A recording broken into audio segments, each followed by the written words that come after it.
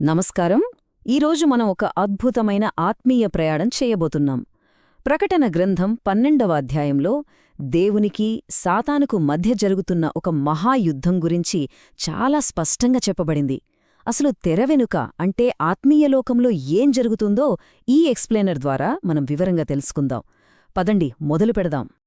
అంతటా పరలోకమందు యుద్ధము జరిగెను. ఒక్కసారి ఈ మాట వినగానే ఎలా ఉందో చూశారా? నిజంగా రోమాలు నిక్కబొడుచుకునే వాక్యమిది కదా. మనం ఈ ప్రవచనంలోని ఆసక్తికరమైన గుర్తులను డీకోడ్ చేయడానికి ముందు అసలిక్కడ జరుగుతున్న యుద్ధం ఎంత భయంకరమైనదో, దాని తీవ్రత ఎలాంటిదో ఈ మాటలు మనకు చాలా స్పష్టంగా చెప్తున్నాయి. మరి ఆలస్యం చేయకుండా మనం మొదటి విభాగంలోకి వెళ్ళిపోదాం. అదే గొప్ప సూచనలు. ఇక్కడ ఒక అద్భుతమైన దృశ్యం కనిపిస్తోంది. సూర్యుణ్ణి ధరించుకుని పాదాల కింద చంద్రుడు, తలపై 12 నక్షత్రాల కిరీటంతో ఉన్న ఒక స్త్రీ వర్ణన మనకు కనిపిస్తోంది. అయితే ఈ స్త్రీ ఎవరు? విశ్లేషణల ప్రకారం ఇది ఇశ్రాయేలు జనాంగానికి ప్రవచనార్థకమైన సాదృశ్యం.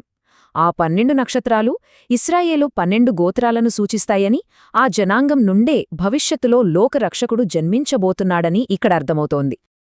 ఆ తర్వాత ఆ స్త్రీ ఒక మగ శిశువుకు జన్మనిస్తుంది. సమస్త జనాలను ఇనుప దండంతో ఏలబోయే ఆ శిశువు మరెవరో కాదు, స్వయంగా యేసుక్రీస్తే. ఆయన జననం, భవిష్యత్తులో ఆయన చేయబోయే ప్రపంచవ్యాప్త పరిపాలన, పునరుత్థానం, అలాగే దేవుని సింహాసనం వద్దకు ఆయన ఆరోహణం కావడం, ఇవన్నీ కూడా ఎంతో వేగంగా ఒక సినిమాటిక్ స్టైల్లో ఈ దృశ్యంలో మనకు కనిపిస్తాయి. మరి హీరో ఉన్నాక విలన్ కూడా ఉండాలి కదా. ఈ కథనంలో మనకు కనిపించే ప్రధాన ప్రతినాయకుడు ఒక ఎర్రని మహాఘటసర్పం. దానికి 7 తలలు 10 కొమ్ములు ఉంటాయని వర్ణించబడింది. నిజానికి ఈ ఘటసర్పం సాక్షాత్తూ సాతానుకు ప్రతీక. ఇక్కడ ప్రత్యేకంగా చెప్పబడిన ఎరుపు రంగు వాడికున్న నరహంతక, అత్యంత క్రూరమైన స్వభావానికి అద్దం పడుతోంది. అసలు దేవునిపై సాతాను చేసిన తిరుగుబాటు స్థాయి ఎంత పెద్దదో ఇక్కడ మనం అర్థం చేసుకోవచ్చు. వాడితోక ఆకాశ నక్షత్రాలలో ఏకంగా 3వ భాగాన్ని అంటే సుమారు 33.3% లాగి భూమిపై పడేసిందని మూలగ్రంథం వివరిస్తోంది. ఇక్కడ నక్షత్రాలు అంటే సాతానుతో పాటు కింద పడిపోయిన దేవదూతలు లేదా దురాత్మలు అనర్థం.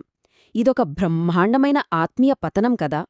ఈ క్రమంలో మనకు 1260 అనే ఒక ఖచ్చితమైన సంఖ్య కనిపిస్తుంది.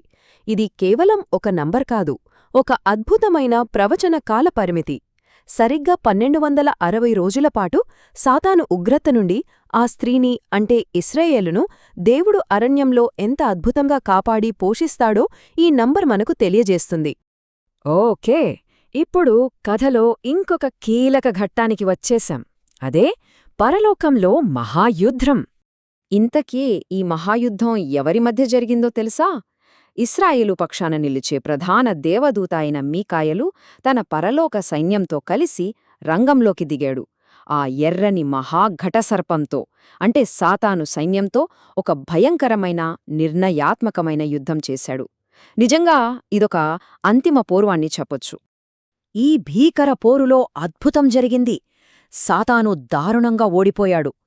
పరలోకంలో వాడికిక ఎంతమాత్రం స్థానం లేకుండా పోయింది. వాడితో పాటు ఉన్న ఆ పడిపోయిన దూతలు అందరూ ఏకంగా భూమి మీదికి పడద్రోయబడ్డారు. ఇక్కడ ఒక ఆసక్తికరమైన మార్పును మనం గమనించాలి. అంతకు ముందు వరకు సాతాను దేవుని ఎదుట విశ్వాసులపై రాత్రింబగళ్లు నిరంతరం నేరారోపణలు చేసేవాడు. కాని వాడు ఎప్పుడైతే ఓడిపోయి కింద పడద్రోయబడ్డాడో అప్పుడు పరలోకంలో మహా ఆనందం వ్యక్తమైంది. ఎందుకంటే వాడు ఇకపైన ఏమాత్రం ఆరోపణలు చేయడానికి వీల్లేదు. పరలోకానికి పట్టిన పీడ వదిలిపోయిందన్నమాట. పరలోకంలో అయితే ఆనందం నెలకొంది. మరి భూమి పరిస్థితి ఏంటి? అదే మన తర్వాతి అంశం. భూమిపై సాతాను క్రోధం. ఇక్కడ 3.5 అనే మరో ముఖ్యమైన సంఖ్య కనిపిస్తుంది. ఇది 3.5 సంవత్సరాల కాలాన్ని సూచిస్తుంది. పరలోకం నుండి పడద్రోయబడిన ఆ సాతానుకు తనకిక మిగిలి ఉన్న సమయం చాలా తక్కువని బాగా తెలుసు. అందుకే ఆ కొద్దిపాటి సమయంలోనే వాడు తన పూర్తి ఉగ్రతను, క్రోధాన్ని భూమిపై బయటపెట్టడానికి సిద్ధమయ్యాడు. అయితే ఇలాంటి భయంకరమైన శ్రమల కాలంలో దేవుడు ఊరుకుంటాడా? లేదు. ఆ స్త్రీకి అంటే ఇజ్రాయేలు జనాంగానికి ఎగిరిపోవడానికి వీలుగా ఒక గొప్ప పక్షిరాజు యొక్క 2 రెక్కలివ్వబడ్డాయి. ఈ అలంకాలిక వర్ణన వెనుక ఉన్న అర్థమేంటంటే ఆ తీవ్రమైన హింస సమయంలో దేవుడు ఇజ్రాయేలుకు ఏర్పాటు చేసిన వేగవంతమైన రక్షణ, అలాగే వాళ్లు తప్పించుకునే ఒక అద్భుతమైన మార్గం. అయినా సరే ఆ సాతాను ఊరుకోలేదు. ఆ స్త్రీని ముంచెత్తడానికి వాడు తన నోటి నుండి వరదలాగా నీటిని ప్రవహింపజేశాడు. మూలాల విశ్లేషణను బట్టి చూస్తే ఇది సాతాను పంపే శత్రు సైన్యాలకు ఒక సాదృశ్యం. కాని ఎవ్వరూ ఊహించని విధంగా భూమి తన నోరు తెరిచి ఆ వరదను మింగేసింది. అలా దేవుడు అద్భుత రీతిలో ఆమెను కాపాడాడు. ఆ స్త్రీ తప్పించుకోవడంతో సాతానుకు విపరీతమైన కోపమొచ్చింది. అందుకే వాడు తన వ్యూహాన్ని మార్చాడు. అక్కడే మన తర్వాతి ఘట్టం మొదలవుతుంది, శేషించిన వారితో యుద్ధం. కోపంతో రగిలిపోతున్న సాతాను ఇప్పుడు ఆ స్త్రీ సంతానంలో మిగిలిన వారిపై తన దృష్టి సారించాడు. అనగా దేవుని ఆజ్ఞలను పాటిస్తూ ఏ పరిస్థితిలోనూ వెనక్కి తగ్గకుండా క్రీస్తు కొరకు నమ్మకంగా నిలబడిన ప్రపంచవ్యాప్త విశ్వాసులందరిపై సాతాను ఏకంగా యుద్ధమే ప్రకటించాడు. ఇదొక భయంకరమైన ఆత్మీయ పోరాటం. మరి ఈ భయంకరమైన ఆత్మీయ పోరాటంలో గెలుపు ఎవరిది? అదే మన చివరి ఘట్టం, అంతిమ విజయం. ఈ మొత్తం విశ్లేషణకు గుండెకాయలాంటి ఒక ముఖ్యమైన వాక్యముంది. అదేంటంటే, వారు గొర్రెపిల్ల రక్తమును బట్టియూ తామిచ్చిన సాక్ష్యమును బట్టియూ వానిని జయించియున్నారు. చూసారా, ఆ సాతాను ఆరోపణలను ఎదిరించి ఎలా విజయం సాధించాలో దానికి అవసరమైన ఆత్మీయ విధానం ఇక్కడ ఎంతో స్పష్టంగా రాయబడింది. ఈ అంతిమ విజయం సాధించడానికి ప్రధానంగా 3 ఆయుధాలున్నాయని మూలగ్రంథం చెబుతోంది. మొదటిది గొర్రెపిల్ల రక్తం. ఇది సాతాను అధికారాన్ని సమూలంగా ముక్కలు చేస్తుంది.